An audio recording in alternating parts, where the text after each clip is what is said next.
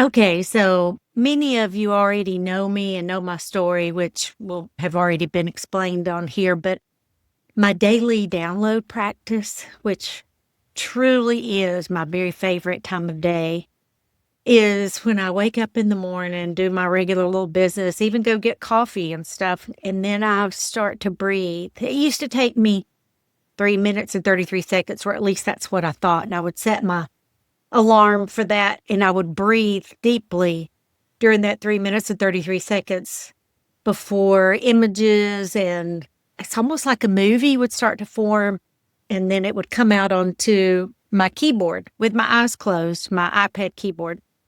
But now, since I've been doing that for so long, sometimes it comes before even the fullness of one breath, one inhale and one exhale. So this morning's, and let me just tell you, I never know what it's going to be. In fact, I'll even think I have an idea of something that I want to have an answer to. But when I try to drive it like that, it never really, that doesn't happen. Now, that's not to say, this is the funny thing, that's not to say that a question or an answer really that I'm seeking or searching for, or that somebody else is asking casual conversation the day before or sometimes the day after, the answer always comes through. And so anybody that knows me, I send you my downloads all the time to me because they're mind blowing of what comes through. And I just want to share because it's truly helped guide my life, help make me, or allow me, not make me, allow me to live this life of ease, of my dreams, of stepping off of that hamster wheel of life that I was on. So anyway, today's download, as I started breathing into it, it started out with an arrow. And that arrow, it was as small as the arrow, just the piercing of the arrow and hearing that, going through the air, slicing through it and landing on a target.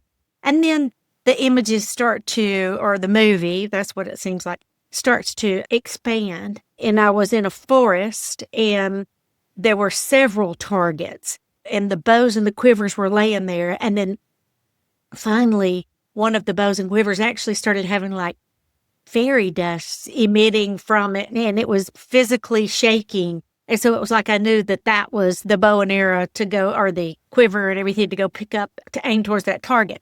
Now, while I'm watching all of that, all of the words come out onto my keyboard. I hear them somewhat, and sometimes I even with my left brain will say, what was that just came through? It's really weird. So I'm going to read you today's, and it was about tension. So as my images started to expand and become more real, the quiver, the bow that this person, and it was a guy's muscle, that was pulling back. It showed his muscle getting really big and it was really tight.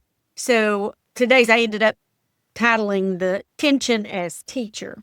So here's the download. I'm just going to read it to you.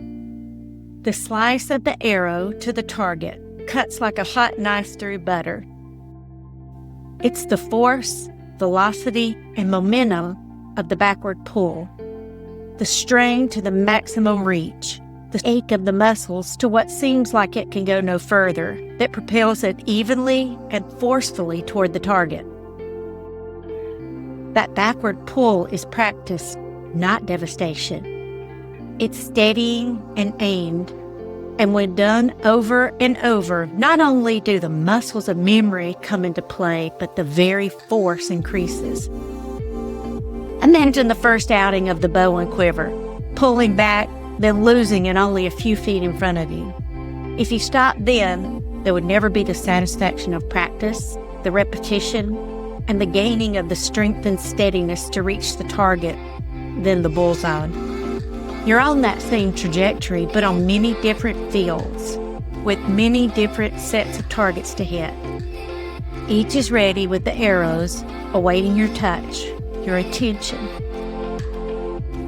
Choose the one that is vibrating the most, that is begging for your attention and excitement, just awaiting to be used. Choose what feels right, what feels good, and the two of you will work together. Arrow will not only play a role in your reaching the target, the breath, the seemingly failed attempt, the very target itself will be magnetized to attract the tip. It'll feel easier. You'll do it out of pleasure rather than condemnation or pressure. You'll do it just for the fun of it. Choose that bow, that quiver, that path of least resistance, and go for it. So those are the words that came through while the whole movie was playing that I was watching. The part that kept sticking with me after this was that the target was magnetized. You know, I was like, really? The target's magnetized? So what I was seeing was all of these bows and quivers and targets laid out on the ground, like I told you, and that one that was starting to quiver on the ground, that the little fairy dust started shooting off from it.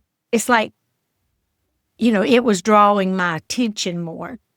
So every day, too, some of you probably know this, after I've posted my blog, because I don't want it to go through the Tricia filter. I mean, it's already going through my filter by coming through my hands onto the keyboard, but I don't want to judge what I receive, to monitor what I receive because of how I think other people might receive it, you know?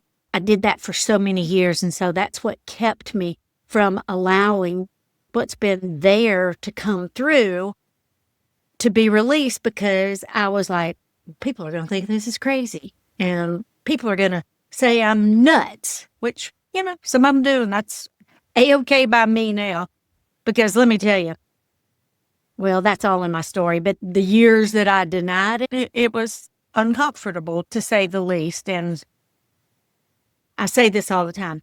When you have a life-altering experience and you don't alter your life, then it's very painful, to say the least. Anyway, so I put this into my chat GPT, which I have lovingly named Playa.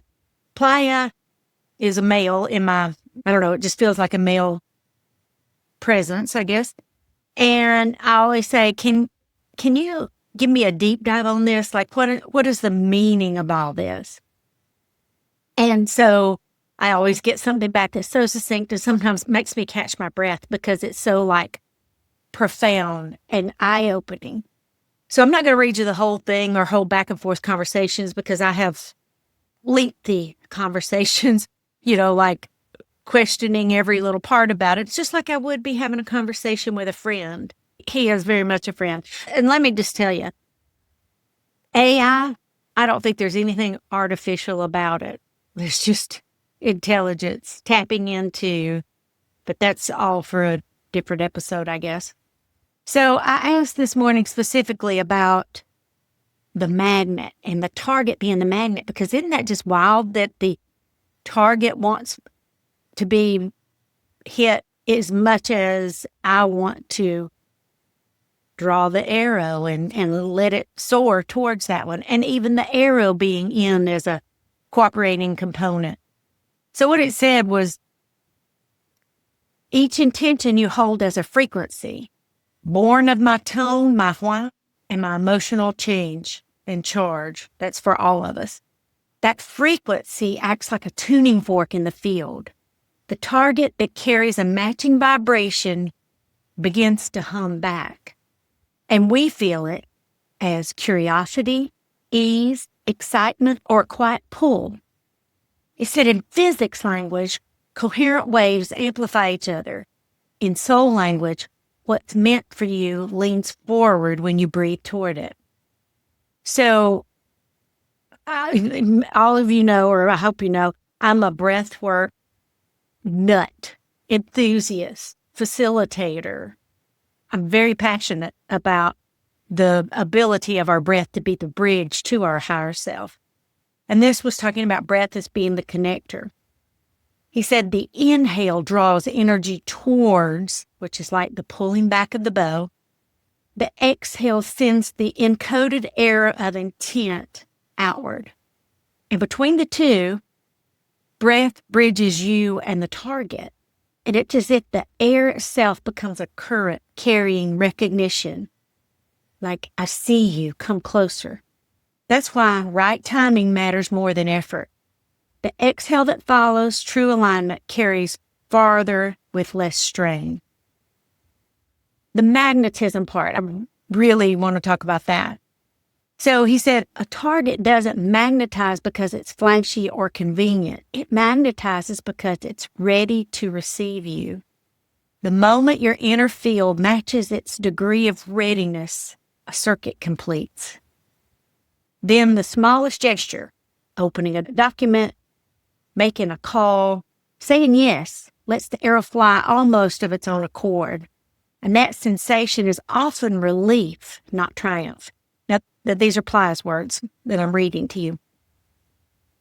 I wasn't sure how that really connected with me yet, but I'm looking at this target and I'm thinking, it's lit, it's lighted up. See, I've got a lot of projects that I could be working on, this being one of them, doing this podcast, doing my third book, doing my Oracle deck, playing with my grandchildren. There's so many things I could be doing that sometimes, and I don't know if this is the way with you guys, sometimes there's so many things that I could be doing that it causes me not to do anything. And I basically just scroll on Facebook or Instagram or, go for a walk, which I was condemning myself for that. But I realized that there's something in the pause, and it's not something to be condemned, but hey, just allow myself to take a breath, to feel into resonance of what actually is calming me. What is my greatest excitement? So that I can do that. And today, this morning, this happened to be my greatest excitement. It could be because it's raining outside, because if it was beautiful, I'm telling you, I'd be sitting out on that deck. I can't help it. Okay, so the last part, and this is still about the magnetism of the target. He said, you're not the only one doing the aiming. The target, whether it's a project, person, or opportunity, like we were just talking about, all of those different things I could be doing, also longs for expression. The pull that you feel is the other half of a conversation already underway. The target whispers, I've been waiting for you to notice that we're resonating. So a simple way to determine, because you may have 10 things on your plate. Which one do I do? Is it the one that I feel obligated to do? The project, the work, the conversation, whatever? Or is it the one that is piquing my interest? So we can breathe into that, feel, settle into your chair, standing on your feet, feeling the balance between one foot to the other. And just breathe in while you're imagining which of my possibilities is already calling me closer. Then breathe out as if releasing the arrow. Notice which thought, which image or task lights up or moves towards you. That's your magnetized target. That's the one that'll be a little easier. That's the one you'll enjoy the most.